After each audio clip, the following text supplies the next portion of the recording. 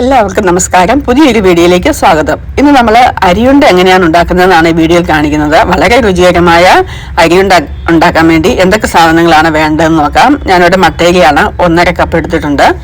ഇതൊരു 25 ഗ്രാം അണ്ടിപ്പരിപ്പും അതുപോലെ തന്നെ നിലക്കടല, ഇത് തൊലി കളയാത്തതാണ്, ഒരു 25 ഗ്രാം അതുകൊണ്ട്.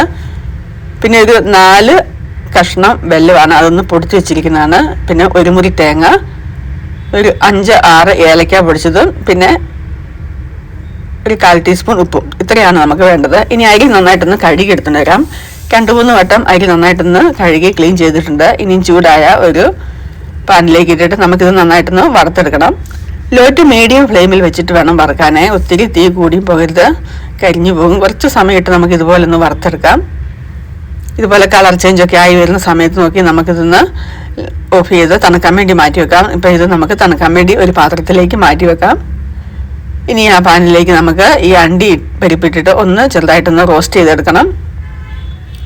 അണ്ടിപ്പരിപ്പ് കൊണ്ടിട്ട് ചെറുതായിട്ടൊന്ന് റോസ്റ്റ് ചെയ്തെടുക്കുക. ഇതൊന്നും ചേർത്തില്ലെങ്കിലും വലിയ കുഴപ്പമൊന്നുമില്ല. പക്ഷേങ്കിൽ നമുക്ക് കൂടുതൽ ടേസ്റ്റ് കിട്ടാൻ വേണ്ടി വീടുകളിലൊക്കെ നമ്മൾ ഉണ്ടാക്കുമ്പോൾ ഇതിനൊക്കെ ചേർക്കുമല്ലോ. കാരണം കടയിൽ നിന്ന് മേടിക്കുമ്പോൾ ഇതൊന്നും നമുക്ക് ഉണ്ടാകാറില്ല. വീടുകളിൽ ഉണ്ടാക്കുമ്പോൾ നമുക്ക് ടേസ്റ്റ് കൂട്ടാനും നമ്മുടെ വീടുകളിൽ വരുന്നതൊക്കെ നമുക്ക് കഴിക്കാനല്ലേ. അപ്പം നമ്മൾ കൂടുതൽ ടേസ്റ്റ് ആക്കാൻ നോക്കും. അപ്പോൾ ഇതൊക്കെ ചേർക്കുകയാണെങ്കിൽ കുറച്ചും കൂടി ടേസ്റ്റ് കൂടുതൽ കിട്ടും. അണ്ടിപ്പരിപ്പ് ഒന്ന് ഫ്രൈ ചെയ്ത് മാറ്റിയതിന് ശേഷം ആ കടലയും കൂടെ ഇതുപോലെ ഒന്ന് ഫ്രൈ ചെയ്ത് മാറ്റുക. ഫ്രൈ ചെയ്തതിന് ശേഷം തൊലി കളയുന്നതായിരിക്കും എളുപ്പം, അല്ലെങ്കിൽ പിന്നെ ബുദ്ധിമുട്ടായിരിക്കും പച്ചയ്ക്ക്. ഇനി ഒരു മുറി തേങ്ങയാണ്, ആ തേങ്ങയും കൂടെ ഇതിനകത്തേക്ക് ഇട്ടിട്ട് പാനിലേക്ക് ഇട്ടിട്ട് ഒന്ന് ചൂടാക്കി ആ വെള്ളമയൊക്കെ ഒന്ന് വറ്റുന്നത് വരെ. ഇത് വയനാട്ടിലെ ഒരു ചെറിയ കാഴ്ചയാണ് കേട്ടോ. തേയിലത്തോട്ടമാണ്, കാരണം നല്ല ഭംഗിയുണ്ടല്ലോ. അതുകൊണ്ട് ഞാനിങ്ങനെ അതൊന്ന് ആഡ് ചെയ്തേ ഉള്ളൂ കേട്ടോ. അപ്പം തേങ്ങയും ഇതെല്ലാം കൂടെ വറുത്ത് മാറ്റി നമുക്ക് വെച്ചിട്ട് അരിയൊക്കെ തണുക്കാൻ വേണ്ടി വെച്ചിട്ടുണ്ട്. അപ്പോൾ തേങ്ങ ഒരുപാട് ചുവന്ന ബ്രൗൺ കളറൊന്നും ആവുമൊന്നും വേണ്ട, ജസ്റ്റ് ഒന്ന് നന്നായിട്ട് ചൂടാക്കിയാൽ മതിയാവും. പച്ചയ്ക്ക് ചേർക്കുമ്പോൾ നമുക്ക് പെട്ടെന്ന് കേടാവും, കാണിച്ചു പോകും. അതുകൊണ്ടാണ് ഒന്ന് ചൂടാക്കിയിട്ട് ഇതുപോലെ വെള്ളം വറ്റിച്ച് നമ്മൾ ചേർക്കുകയാണെങ്കിൽ കുറച്ച് ദിവസം കേടാകാതെ ഇരിക്കുന്നുണ്ട്. അപ്പോൾ നമുക്ക് ഇതുപോലെ ഉണ്ടോ, ഈ ഒരു പരുവം മതിയാവും. ഒത്തിരി ഒന്നും ഫ്രൈ ആയി വേണ്ട കേട്ടോ. ആ വെള്ളം ഒന്ന് ജസ്റ്റ് ഒന്ന് വലിയുമ്പോൾ നമുക്കറിയാമല്ലോ. ഇനി നമുക്ക് ആ വെള്ളം നമുക്കൊന്ന് ഉരുക്കിയെടുക്കണം. 4 കഷ്ണമായിരുന്നു ഞാനെടുത്ത്, 4 ആണിയെ. അതൊന്ന് പെട്ടെന്നൊന്ന് അലക്കാൻ വേണ്ടിയാണ് പൊടിച്ചെടുത്തത്. അതിനകത്തേക്ക് ഒരു 1/4 കപ്പ് വെള്ളം കൂടെ ചേർത്ത് നമുക്കിത് നന്നായിട്ടൊന്ന് ഉരുക്കിയെടുക്കണം. ഇപ്പോൾ ഇതാ ഉരുക്കിയൊക്കെ വന്നിട്ടുണ്ട്. ഇനി നമുക്ക് അരി തണുത്തിട്ടുണ്ട്. അതൊന്ന് മിക്സിയുടെ ജാറിലേക്ക് ഇട്ടിട്ട് 2 തവണയായിട്ടൊന്ന് പൊടിച്ചെടുക്കാം. ഇത് ഞാൻ നന്നായിട്ട് പൊടിച്ചെടുത്തിട്ടുണ്ട്. നന്നായിട്ട് പൊടിക്കാൻ ശ്രമിക്കുക, അല്ലെങ്കിൽ അരി നമ്മുടെ പല്ലിനിടയിലൊക്കെ കയറി പൊടിയാതെ കിടന്ന ബുദ്ധിമുട്ടാകും. നന്നായിട്ട് ഞാൻ പൊടിച്ചിട്ടുണ്ട് കേട്ടോ. 2 വട്ടമായിട്ടാണ് പൊടിച്ചിരിക്കുന്നത്. ഇനി അരി പൊടിച്ചതിനകത്തേക്ക് നമുക്ക് അടുത്തതായിട്ട് പൊടിച്ച് ചേർക്കേണ്ടത് ആ കടലയുടെ തൊലിയെല്ലാം ഞാൻ കളഞ്ഞെടുത്തിട്ടുണ്ട്. ആ കടലയും പിന്നെ അതുപോലെ തന്നെ നേരത്തെ നമ്മൾ ചൂടാക്കി വെച്ച അണ്ടിപ്പരിപ്പ് അതും കൂടെ ചേർത്ത് കൊടുക്കുക. അതുകൂടെ ചേർത്ത് കൊടുത്ത് ഇതുപോലെ പൊടിച്ചിട്ടുണ്ട്. ഒരുപാടിട്ടങ്ങ് അരിഞ്ഞു പോകണ്ട. അരിഞ്ഞു പോയി കഴിഞ്ഞാൽ നമുക്കറിയാലോ എണ്ണ തെളിഞ്ഞു വരും. ഇനി തേങ്ങയാണ്, ആ തേങ്ങയും കൂടി ഒന്ന് ക്രഷ് ചെയ്തെടുക്കുക. ഒന്നിലും വെള്ളം ചേർക്കരുത്, വെള്ളമായി ഒട്ടും ഉണ്ടാകാൻ പാടില്ല പാത്രത്തിലൊന്നും. ഏലക്ക പൊടിച്ചതാണ്, ഒരു 3-4 ഏലക്ക പൊടിച്ചായിരുന്നു പൊടി, അതും കൂടെ ചേർത്ത് ഒരു നുള്ളു ഉപ്പും കൂടെ ചേർത്ത് കൊടുക്കുക. ഉപ്പ് ഒരു നുള്ളു മതിയാവും, കൂടിപ്പോവും അല്ലെങ്കിൽ. ഇനി എല്ലാം കൂടെ കൂട്ടി നമുക്കൊന്ന് മിക്സ് ചെയ്തെടുക്കണം. അപ്പം ശർക്കര ഒഴിക്കതൊക്കെ ഒഴിക്കുമ്പോൾ ഇച്ചിരി വലിയ പാത്രം വേണം.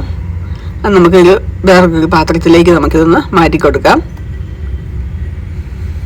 ഇതുപോലെ ഞാൻ ചപ്പാത്തി കഴിക്കുന്ന പാത്രത്തിലേക്ക് ഇട്ട് കൊടുത്തിട്ടുണ്ട്. ഇനി നമുക്ക് ഇതിനകത്തേക്ക് ഉരുക്കി വെച്ചിരിക്കുന്ന ശർക്കര ആ ചൂടോടുകൂടി ഒരു ചെറിയ ചൂടോടുകൂടി തന്നെ, തണുത്ത് പോകരുത് ഒത്തിരി, ആ ചൂടോടുകൂടി തന്നെയാണ് അരിച്ച് ഇതിനകത്തേക്ക് നമ്മൾ ഒഴിച്ചു കൊടുക്കുന്നത്.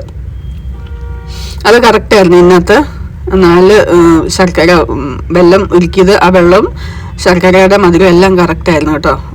ഒരു 1.5 കപ്പ് അരിക്ക്.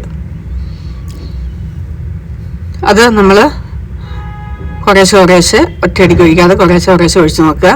അപ്പം ഞാനത് മൊത്തത്തിൽ ഒഴിച്ചിട്ടുണ്ട്. അത് കറക്റ്റ് ഭാഗമായിരുന്നു. ഇതൊഴിച്ച് നമുക്കിതൊന്ന് നന്നായിട്ടൊന്ന് ഇളക്കി യോജിപ്പിക്കാം. അപ്പം നല്ല ചൂടുണ്ടാകൊണ്ടാണ് ഞാൻ സ്പൂൺ കൊണ്ട് ഇളക്കുന്നത്. ഒന്ന് നമുക്ക് ശരിക്കൊന്ന്, ഞാൻ 1 സ്പൂൺ നെയ്യ് ചേർത്തത് നമുക്ക് ഉരുട്ടാനൊക്കെ എളുപ്പത്തിന് വേണ്ടിയൊക്കെയാണ്, കയ്യിൽ നൊട്ടി പിടിക്കാതെയൊക്കെ. എന്നിട്ട് നന്നായിട്ട് ഇതൊന്ന് എല്ലാം കൂടെ കൂട്ടി യോജിപ്പിച്ച് മിക്സാക്കുക. അപ്പോൾ ഒരു പാകത്തിന് ചൂടൊക്കെ ആയിട്ടുണ്ട്. ആ ചെറിയ ചൂടോടുകൂടി തന്നെ നമ്മൾ ഇതുകൊണ്ടോ ഇതുപോലെ ഉരുളകൾ ആക്കി പിടിക്കുക. വളരെ സിമ്പിളായിട്ട് ചെയ്യാൻ പറ്റുന്ന ഒരു 4 മണി സ്നാക്കാണ്. നമുക്ക് രാവിലെ ചായക്കോ വൈകുന്നേരമൊക്കെ ഉണ്ടാക്കി വെക്കുകയാണെങ്കിൽ വളരെ സിമ്പിളായിട്ടും ഉണ്ടാക്കാം. അതുപോലെ തന്നെ കേടാകത്തില്ല. ഇതൊക്കെ വെള്ളം തൊടാതെയും ഫ്രൈ ആയിട്ടൊക്കെ ചേർത്തുകൊണ്ട് ഉണ്ടോ, നല്ല സൂപ്പർ ടേസ്റ്റാണ് കേട്ടോ. ചായക്ക് കട്ടൻ ചായയുടെ ഒക്കെ കൂടെ കഴിക്കാനും രാവിലെ കഴിക്കാനൊക്കെ. അപ്പോൾ നിങ്ങൾക്ക് ഈ വീഡിയോ ഇഷ്ടപ്പെട്ടെങ്കിൽ തീർച്ചയായിട്ടും ഒന്ന് ലൈക്ക് ചെയ്യുക, ഷെയർ ചെയ്യുക, സബ്സ്ക്രൈബ് ചെയ്യുക. അപ്പോൾ പുതിയൊരു വീഡിയോ ആയിട്ട് വരുന്നവരെ എല്ലാവർക്കും നല്ലൊരു ദിനം ആശംസിക്കുന്നു. Bye bye.